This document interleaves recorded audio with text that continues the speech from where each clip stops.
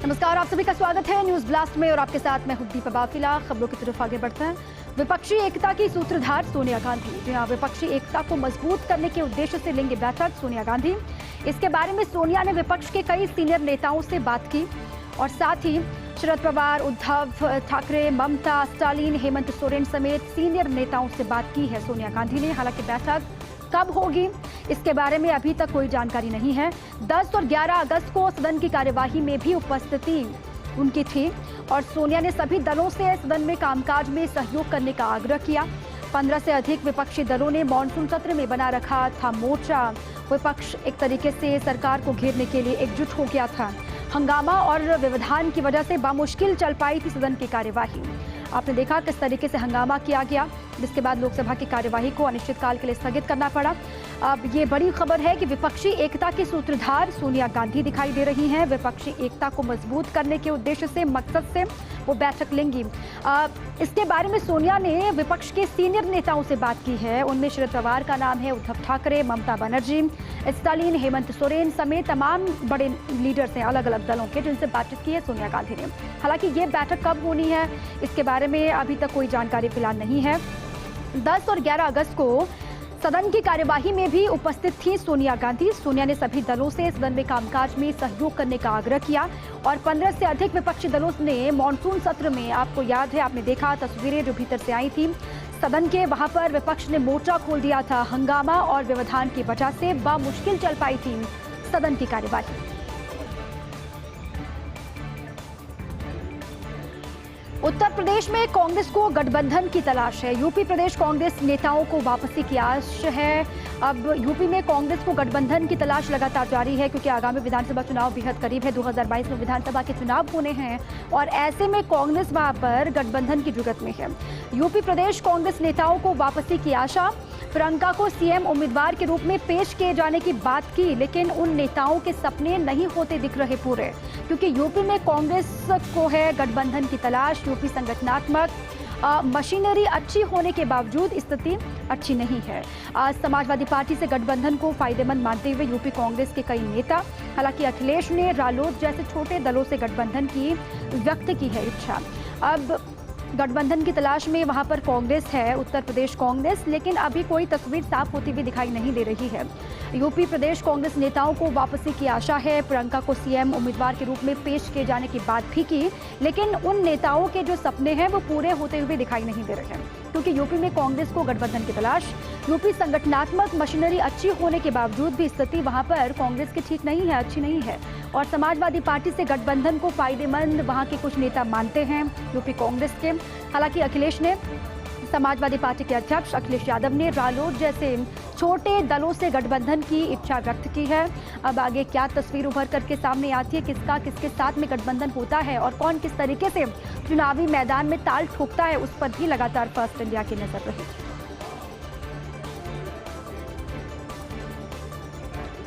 UP चुनाव को लेकर कांग्रेस ने कसी कमर। चुनाव अब बहुत नजदीक है। यूपी चुनाव को लेकर कांग्रेस ने कमर कस दी है। कांग्रेस ने अगस्त क्रांति दिवस पर आयोजित किया मार्च। भाजपा गद्दी छोड़ो मार्च का आयोजन किया गया कांग्रेस की तरफ से। राज्य के सभी 403 विधानसभा क्षेत्रों में मार्च निकाला गया कांग्रेस की तरफ से। महात्मा गांधी के भारत छोड़ो आंदोलन की तर्ज पर यह आयोजन वहां पर किया गया। अब सभी पार्टियां जी तोड़ कोशिश कर रही हैं यूपी के किले को फतह करने के लिए। अब यूपी चुनाव बेहद करीब, 2022 में विधानसभा के चुनाव होने हैं अलग अलग राज्यों में, लेकिन सबसे ज्यादा फोकस राजनीतिक पार्टियों का यूपी पर है और इसीलिए हम कह रहे हैं यूपी चुनाव को लेकर कांग्रेस ने भी कमर कस ली है। कांग्रेस ने अगस्त क्रांति दिवस पर मार्च आयोजित किया। भाजपा गद्दी छोड़ो मार्च का आयोजन किया गया कांग्रेस की तरफ से। राज्य के 403 विधानसभा क्षेत्रों में मार्च निकाला गया। कांग्रेस के तमाम स्थानीय लीडर्स इसमें दिखाई दिए। महात्मा गांधी के भारत छोड़ो आंदोलन की तर्ज पर ही यह आयोजन यूपी कांग्रेस ने किया।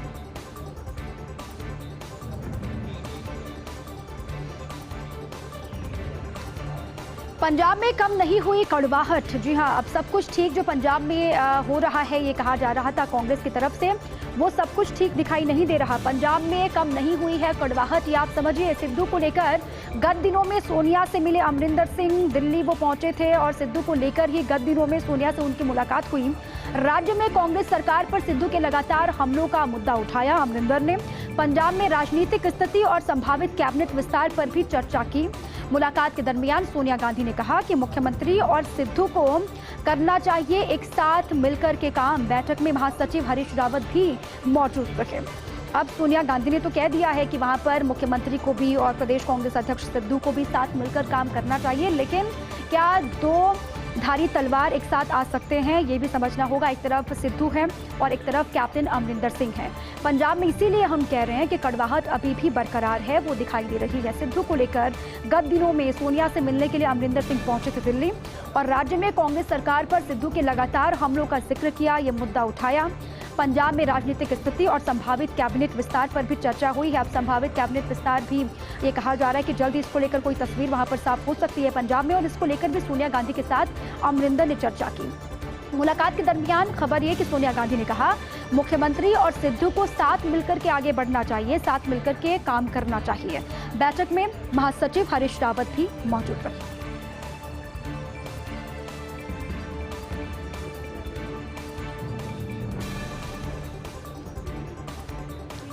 महामारी पर मरहम, कोरोना से जान गंवाने वालों के परिवारों के लिए मुआवजा तय। ये बड़ी खबर है। महामारी पर मरहम की तैयारी सरकार कर रही है।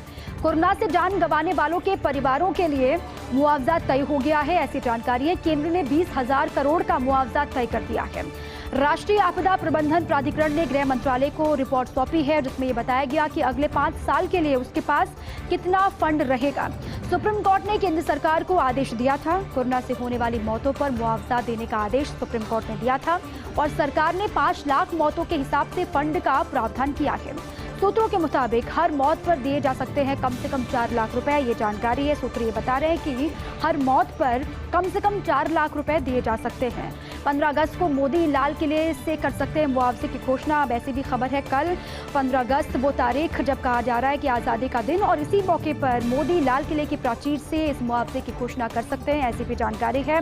कोविड काल में आपने देखा त्राहिमाम हुआ, कई लोगों की जानें भी गई, उनके जो परिजन, उनके जो परिवार वाले वो बेहद परेशान, आर्थिक स्थिति सबकी खराब रही। जिनके घर में सिर्फ एक कमाने वाला था वो चला गया, अब आर्थिक संकट पैदा हो गया। बार बार ये कहा भी गया कि उनको लेकर कोई राहत की घोषणा सरकार को करनी होगी। अब खबर ये कि कोरोना से जान गंवाने वालों के परिवारों के लिए मुआवजा तय हो चुका है। केंद्र ने 20,000 करोड़ का जो मुआवजा है वो तय कर दिया है। राष्ट्रीय आपदा प्रबंधन प्राधिकरण ने गृह मंत्रालय को रिपोर्ट सौंपी है मुआवजे को लेकर, जिसमें बताया गया कि अगले 5 साल के लिए उसके पास कितना फंड रहेगा। सुप्रीम कोर्ट ने केंद्र सरकार को आदेश दिया था। आपको याद है, सुप्रीम कोर्ट ने फटकार भी लगाई थी केंद्र सरकार को और ये कहा भी था कि उनके बारे में सोचना होगा जिन्होंने अपने परिवार के मुखिया को खो दिया, अपने कमाने वाले को खो दिया। सुप्रीम कोर्ट ने साफ तौर से कहा था कि केंद्र सरकार को मुआवजे के बारे में सोचना होगा। आदेश दिया था सुप्रीम कोर्ट ने, और कोरोना से होने वाली मौतों को मुआवजा देने का आदेश साफ तौर से केंद्र की सरकार को दिया गया था। सरकार ने 5 लाख मौतों के हिसाब से फंड का प्रावधान किया है। अब ये जानकारी है कि सरकार ने 5 लाख मौतों के हिसाब से ही फंड का प्रावधान किया है। सूत्र ये बता रहे हैं कि हर मौत पर कम से कम 4 लाख रुपए दिए जा सकते हैं, और 15 अगस्त को यानी कि कल प्रधानमंत्री मोदी लाल किले की प्राचीर से मुआवजे की घोषणा कर सकते हैं। इंतजार कल का है।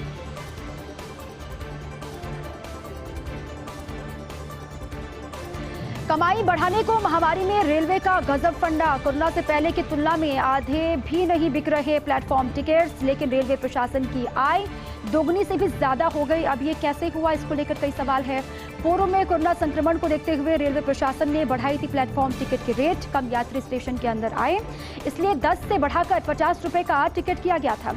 कोरोना से पूर्व जयपुर जंक्शन से रोज औसतन 2,500 टिकट बिकते थे, जिससे रेलवे को रोज करीब 25,000 रुपए की आय होती थी। लेकिन इन दिनों मात्र 1100 टिकटों की बिक्री हो रही है। जो जानकारी मिल रही है उसमें 50 रुपए प्रति टिकट की दर से रोज औसतन 55,000 रुपए आय हो रही है। इस तरह रेलवे प्रशासन के लिए महामारी साबित हो रही कमाई का मौका। इसको लेकर कई तरह से सवाल भी उठाए जा रहे हैं कि आखिर ये कैसे किया जा रहा है, ये गलत है। वहीं गांधीनगर और दुर्गापुरा स्टेशन पर भी महंगा बिक रहा प्लेटफॉर्म टिकट। अब यात्री इससे परेशान हो रहे हैं। इन दिनों स्टेशन पर भी प्लेटफॉर्म टिकट के लिए यात्रियों से 30 रुपए लिए जा रहे हैं। ये जानकारी अभी को लेकर भी है कि इन दिनों भी स्टेशन पर प्लेटफॉर्म टिकट के लिए यात्रियों से 30 रुपए लिए जा रहे हैं। महामारी का मौका है, सभी इससे प्रभावित हैं, सभी की आय खतरे में आ गई है। एक तरीके से आप कहिए आय घटी है, लेकिन रेलवे ने कमाने का एक गजब का फंडा तैयार किया है। कमाई बढ़ाने को लेकर महामारी में रेलवे का गजब फंडा, इसीलिए हम कह रहे हैं कि कोरोना से पहले की तुलना में आधे भी नहीं बिक रहे प्लेटफॉर्म टिकट, लेकिन रेलवे प्रशासन की आय दोगुनी से भी ज्यादा हो गई है। ये कैसे हुआ? पूर्व में कोरोना संक्रमण को देखते हुए रेलवे प्रशासन ने बढ़ाई थी प्लेटफॉर्म टिकट की रेट। कम यात्री स्टेशन के अंदर आए और इसलिए 10 से बढ़ा करके 50 रुपए का टिकट किया गया था। कोरोना से पूर्व जयपुर जंक्शन से रोज औसतन 2500 टिकट बिकते थे, जिससे रेलवे को रोज करीब 25,000 रुपए की आय होती थी। लेकिन इन दिनों मात्र 1100 टिकटों की बिक्री हो रही है। 50 रुपए प्रति टिकट की दर से रोज औसतन 55,000 रुपए की आय हो रही है और इस तरह रेलवे प्रशासन के लिए महामारी साबित हो रही है कमाई का मौका। वही गांधीनगर और दुर्गापुरा स्टेशन पर भी महंगा बिक रहा है प्लेटफॉर्म टिकट, ये जानकारी है। और इन दिनों स्टेशन पर भी प्लेटफॉर्म टिकट के लिए यात्रियों से 30 रुपए लिए जा रहे हैं। इससे असर साफ तौर से यात्रियों की जेब पर पड़ता हुआ दिखाई दे रहा है। पठानकोट एयरबेस हमला प्रकरण है। हाल में प्रकाशित किताब में सनसनीखेज खुलासा हुआ है। पठानकोट एयरबेस हमला का पूरा ये मसला है। हाल में प्रकाशित किताब में सनसनीखेज खुलासा हुआ। 2 विदेशी पत्रकार एड्रियन लेवी और कैथी स्कॉट का खुलासा है। स्थानीय पुलिस अधिकारियों ने आतंकियों को उस जगह का पता बताया था। ये खुलासा किया गया है 2 विदेशी पत्रकार एड्रियन लेवी और कैथी स्कॉट के द्वारा। उन्होंने कहा कि स्थानीय पुलिस अधिकारियों ने आतंकियों को उस जगह का पता बताया था। साफ तौर से कहा गया कि स्थानीय पुलिस अधिकारी मिले हुए थे आतंकियों से, जहां से वायुसेना कैंपस में घुसा जा सकता है उसके बारे में बताया गया स्थानीय पुलिस अधिकारियों के द्वारा आतंकियों को। और उन्हीं भ्रष्ट अधिकारियों ने रैकी कर आतंकियों को दिया था संकेत, जिसके बाद आतंकियों ने एयरबेस में घुसपैठ कर हमला किया था। इस हमले के बाद से हड़कंप मच गया था। बार बार ये कहा गया कि ये कैसे पॉसिबल हुआ। अब इसको लेकर खुलासा ये है पठानकोट एयरबेस हमले को लेकर कि हाल में प्रकाशित जो किताब है उसमें सनसनीखेज खुलासा किया गया है 2 विदेशी पत्रकारों के द्वारा। एड्रियन लेवी और कैथी स्कॉट ने खुलासा किया कि स्थानीय पुलिस अधिकारियों की मिलीभगत से वहां पर हमला हुआ। आतंकियों को उस जगह का पता बताया गया था जहां से वायुसेना कैंपस में घुसा जा सकता है। उन्हीं करप्ट अधिकारियों ने रैकी करके आतंकियों को संकेत दिए थे और जिसके बाद आतंकियों ने एयरबेस में घुसपैठ करके हमला किया था।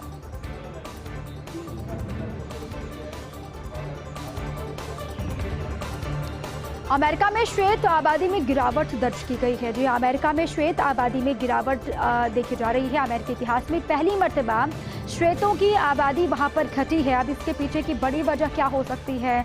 तमाम आकलन भी किए जा रहे हैं कि अमेरिका में श्वेत आबादी में आखिर गिरावट क्यों आई और ये पहली मर्तबा इतिहास में हुआ है कि श्वेतों की आबादी अमेरिका में घटी हो। अमेरिका ने जनगणना ब्यूरो की 2020 की रिपोर्ट जारी की। 2010 के बाद श्वेत आबादी में 8.6% की गिरावट दर्ज की गई है। अब श्वेत अमेरिकी आबादी का 58% हिस्सा है।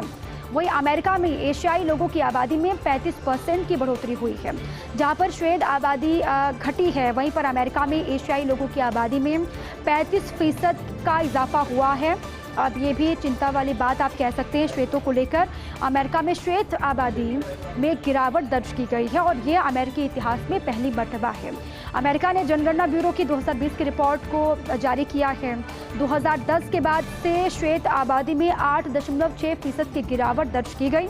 अब श्वेत आबादी की 58% श्वेत आबादी का अमेरिका में हिस्सा है और साथ ही अमेरिका में एशियाई लोगों को लेकर जानकारी ये है रिपोर्ट में कि इस आबादी में 35% की बढ़ोतरी हुई है। एशियाई लोगों की आबादी में 35% का इजाफा अमेरिका में हुआ है।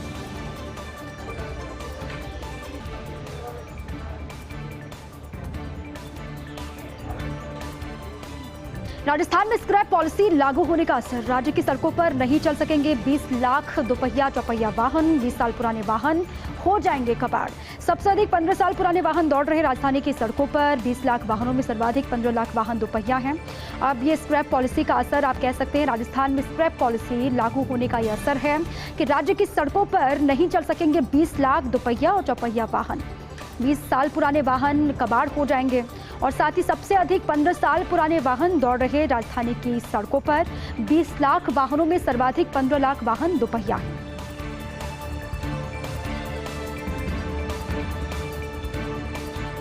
पंचायत चुनाव को लेकर भाजपा की तैयारी युद्ध स्तर पर चल रही है। चुनाव के लिए भाजपा ने जिलों में भेजे थे प्रभारी। अब पंचायत चुनाव बेहद करीब है, ऐसे में सभी की कोशिश है कि लगातार पंचायत चुनाव को लेकर रणनीति बनाई जाए। पंचायत चुनाव को लेकर भारतीय जनता पार्टी भी तैयार है। चुनाव के लिए भाजपा ने जिलों में प्रभारी भेजे थे। रायशुमारी के लिए भेजे प्रभारी अब लौटने लगे हैं। रायशुमारी वहां पर जाकर के उन्होंने की, फीडबैक भी लिया, किस तरीके से जमीन पर काम हो रहा है उसको देखा। प्रभारी वापस लौटने लगे हैं। प्रभारियों ने फीडबैक के आधार पर जिताऊ उम्मीदवारों की सूची बनाई है। जो फीडबैक वहां से मिला है, जो जिताऊ उम्मीदवार है उनकी सूची बनाई गई है। सूची सौंपने के बाद संगठन स्तर पर मंथन चल रहा है। खबर ये कि सूची सौंप दी गई है, संगठन स्तर पर अब मंथन हो रहा है। किसको जिम्मेदारी दी जाती है इसका लगातार इंतजार है। अब खबर ये कि आज आ सकती है उम्मीदवारों की सूची। ये भी जानकारी है कि आज देर शाम तक उम्मीदवारों की सूची सामने आ सकती है। प्रभारियों को अलग अलग जगहों पर भेजा गया था। चुनाव के लिए भाजपा ने जिलों में प्रभारियों को भेजा था। प्रभारी रायशुमारी के लिए वापस लौट रहे हैं। खबर यह है कि फीडबैक के आधार पर जिताऊ जो भी कैंडिडेट हैं, जो उम्मीदवार हैं, उनकी सूची बनाई गई है। अब सूची सौंपने के बाद में जानकारी ये कि संगठन स्तर पर मंथन इसको लेकर हो रहा है, किसको मैदान में उतारा जाए। अब खबर ये जो भी लगेगा कि जीत दिला सकता है उसी के नाम का ऐलान होगा। खबर आज शाम तक उम्मीदवारों की सूची जारी हो सकती है, इसका इंतजार। राजस्थान स्टेट ओपन स्कूल ने जारी किया time table. Rajasthan state open school ने टाइम टेबल जारी कर दिया है। 10वीं और 12वीं कक्षा की परीक्षाओं का टाइम टेबल जारी कर दिया गया। 10वीं कक्षा की परीक्षाएं 30 सितंबर से 26 अक्टूबर तक आयोजित होंगे और 12वीं कक्षा की परीक्षाएं 30 सितंबर से 30 अक्टूबर तक आयोजित किए जाएंगे। प्रदेश के करीब 1,60,000 विद्यार्थी परीक्षाओं के लिए पंजीकृत हैं और साथ ही पहले मार्च मई में आयोजित होनी थी परीक्षा। कोरोना गाइडलाइन का पालन करते हुए आयोजित होंगी परीक्षाएं। पहले परीक्षा को लेकर जानकारी है कि मार्च मई में आयोजित होनी थी, लेकिन कोविड हवाला दिया गया। कोरोना गाइडलाइन का पालन अभी भी करना होगा और परीक्षा केंद्रों में इसका खास ख्याल रखना होगा। अंतिम परीक्षा के 6 सप्ताह के अंदर परीक्षा का परिणाम जारी कर दिया जाएगा। अब स्टेट ओपन स्कूल सचिव रतन सिंह यादव ने ये जानकारी दी है तमाम की अंतिम परीक्षा के 6 सप्ताह के भीतर ही परीक्षा का जो रिजल्ट होगा, जो परिणाम होगा, उसको जारी कर दिया जाएगा। महत्वपूर्ण खबर है तमाम विद्यार्थियों के लिए जो लगातार इंतजार कर रहे हैं। राजस्थान स्टेट ओपन स्कूल ने टाइम टेबल जारी कर दिया है। 10वीं और 12वीं कक्षा की परीक्षाओं का टाइम टेबल सामने है। 10वीं कक्षा की परीक्षाएं 30 सितंबर से 26 अक्टूबर तक होंगी और साथ ही 12वीं कक्षा की परीक्षाएं 30 सितंबर से 30 अक्टूबर तक होंगी। प्रदेश के करीब 1,60,000 विद्यार्थी परीक्षाओं के लिए पंजीकृत और पहले मार्च मई में परीक्षा होनी थी लेकिन नहीं हो पाई। अब कोरोना गाइडलाइन का खास ख्याल अभी भी रखना होगा। कोविड के केसेस में कमी है, अभी खात्मा नहीं हुआ, इसलिए प्रोटोकॉल की पालना अभी भी करनी होगी। और खबर ये कि अंतिम परीक्षा के 6 सप्ताह के भीतर परीक्षा का जो रिजल्ट है वो भी जारी कर दिया जाएगा। स्टेट ओपन स्कूल सचिव रतन सिंह यादव ने ये तमाम जानकारी साझा की है। चिरंजीवी को बूस्टर डोज का इंतजार है। जी हाँ, चिरंजीवी को बूस्टर डोज का इंतजार बरकरार है। चिरंजीवी स्वास्थ्य बीमा योजना का रियलिटी चेक आपको बताते हैं। राजधानी जयपुर में योजना से जोड़े गए 63 निजी अस्पताल, लेकिन सभी अस्पतालों में नहीं मिल रही मरीजों को सुविधा। प्रशासनिक अनदेखी के चलते मनमानी कर रहे हैं निजी अस्पताल। ये तमाम शिकायतें आए दिन सामने आती हैं कि अस्पतालों में मरीजों को सुविधा नहीं मिल रही है, मुकम्मल जाँच उनका नहीं किया जा रहा। प्रशासनिक अनदेखी के चलते मनमानी कर रहे हैं निजी अस्पताल। ये शिकायतें आती हैं हर रोज़। कुछ अस्पतालों ने तो सरकार को सूचना देकर के योजना से पल्ला झाड़ दिया, तो कुछ सिर्फ खुद के फायदे वाले पैकेज में ही भर्ती कर रहे हैं मरीज को, ऐसी भी जानकारी है। जबकि कुछ तो सीधे ही कर रहे योजना में भर्ती करने से इनकार। अब कुछ अस्पताल ऐसे भी हैं जो सीधे तौर पर इनकार कर देते हैं मरीज को एडमिट करने से। ऐसे में सवाल यह है कि आखिर यूं ही निजी अस्पतालों की चलेगी मनमानी तो फिर कैसे पूरा होगा राज्य सरकार का सपना? जो सपना है राज्य की सरकार का, वो कैसे पूरा हो पाएगा जब तक ये निजी अस्पतालों की मनमानी चलती रहेगी? बड़ा सवाल है। अब कई अस्पताल ऐसे हैं जहां पर मरीज पहुंचते हैं लेकिन उनको भगा दिया जाता है। इसीलिए हम कह रहे हैं कि चिरंजीवी को बूस्टर डोज का इंतजार है। चिरंजीवी स्वास्थ्य बीमा योजना का रियलिटी चेक ये है कि राजधानी जयपुर में योजना से जोड़े गए 63 निजी अस्पताल, लेकिन सभी अस्पतालों में नहीं मिल रहा मरीजों को इलाज। प्रशासनिक अनदेखी के चलते मनमानी निजी अस्पताल कर रहे हैं, ऐसी जानकारी है। और अस्पतालों ने सरकार को सूचना देकर के कुछ अस्पतालों ने योजना से पल्ला झाड़ लिया है और कुछ सिर्फ खुद के फायदे वाले पैकेज में ही मरीज को भर्ती करते हैं और कुछ तो सीधे ही योजना में भर्ती करने से इनकार मरीज को कर देते हैं। ऐसे में सवाल बार बार यही है कि आखिर जो सपना है राज्य की सरकार का, वो कैसे पूरा होगा? राजकीय वायुयान किंग 200 की होगी मरम्मत, इसको लेकर तैयारी की जा रही है। राजकीय वायुयान किंग 200 की मरम्मत होगी। किंग एयर C-90 और अगस्ता हेलीकॉप्टर बेचने के बारे में भी सहमति के बाद मुख्य सचिव के निर्देशों का फाइल पर अनुमोदन हुआ। वायुयान किंग 200 की मरम्मत करवाकर उपयोग योग्य बनाने के निर्णय के लिए प्रस्ताव का फैसला है। अक्रियाशील घोषित इस वायुयान को पुनः कार्य योग्य बना करके लीज पर देने के लिए प्रस्ताव तैयार करना सुनिश्चित करने के निर्देश दिए गए हैं, ताकि जरूरत होने पर इसका राज्य सरकार भी इस्तेमाल कर सके। वायुयान किंग एयर C-90 और अगस्ता हेलीकॉप्टर को नीलामी के जरिए बेचने पर सहमति बन गई है। नागरिक विमानन विभाग को इन दोनों को बेचने के लिए निर्देश दिए गए। रिजर्व प्राइस से प्लस माइनस दर पर निविदा आमंत्रित करने के निर्देश दिए गए। सूरज और हवा से मिलने वाली बिजली पानी में होगी स्टोरेज। देश का पहला इंटीग्रेटेड पंप स्टोरेज राजस्थान में। पानी में बनेगी बिजली, 12 में होगी स्टोरेज। पहाड़ी पर बनेगा जलाशय, ये भी खबर है। राज्य सरकार इस प्रोजेक्ट के लिए 2 जगह जमीन लीज पर देगी। ग्रीनको एनर्जी के हाइड्रो पंप प्रोजेक्ट के लिए जमीन देगी लीज पर, और साथ ही पाली जिले में 4500 मेगावाट क्षमता का सोलर और विंड एनर्जी का प्रोजेक्ट लगेगा, और साथ ही इसमें 3600 मेगावाट सोलर और 900 मेगावाट विंड एनर्जी होगी। इसके जरिए एक समय में 6117 मिलियन यूनिट बिजली का स्टोरेज किया जा सकेगा। और राजस्थान अक्षय ऊर्जा निगम इस प्रक्रिया का अध्ययन कर रहा है। इस प्रोजेक्ट की मियाद अधिकतम 3 साल होगी। अब इसको लेकर कहा जा रहा है कि इस प्रोजेक्ट की जो मियाद है अधिकतम 3 साल होनी है। राजस्थान अक्षय ऊर्जा निगम इस प्रक्रिया का अध्ययन भी कर रहा है, और इसके जरिए जो एक समय में बिजली मिलेगी वो है 6117 मिलियन यूनिट। देश विदेश में राजस्थान के पत्थर की पहचान। राम मंदिर, ताजमहल और संसद में इस्तेमाल हो चुका राजस्थान का पत्थर अब मकराना मार्बल से ऑस्ट्रेलिया के मेलबर्न में बनेगा जैन देरासर। 72 फीट लंबा शिखाबद्ध देरासर 3 वर्ष में तैयार होगा। श्री राम मंदिर के शिल्पकार राजेश सोमपुरा ने तैयार की है देरासर की डिजाइन, और देरासर में मकराना का 1500 टन शुद्ध मार्बल इस्तेमाल किया जाएगा, और पानी की सीपेज नहीं होने से मकराना का मार्बल प्रसिद्ध है।